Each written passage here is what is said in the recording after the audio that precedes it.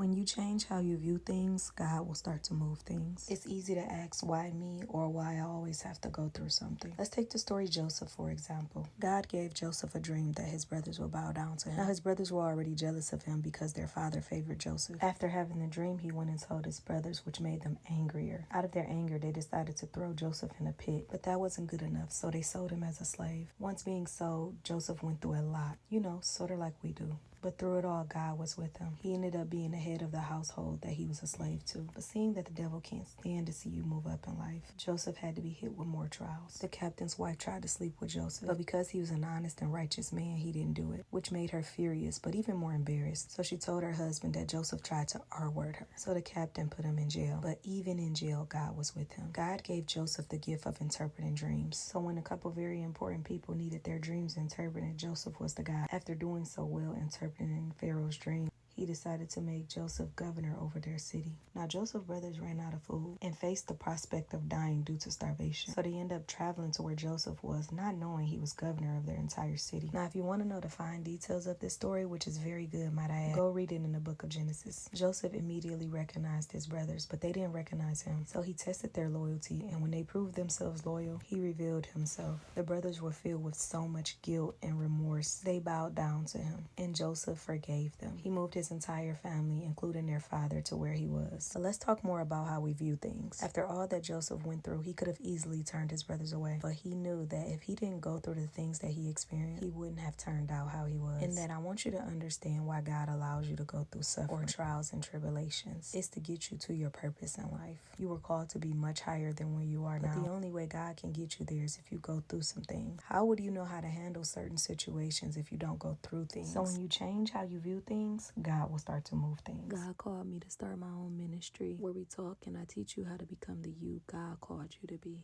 There is a gift on the inside of you, and it's time for you to share it with the world.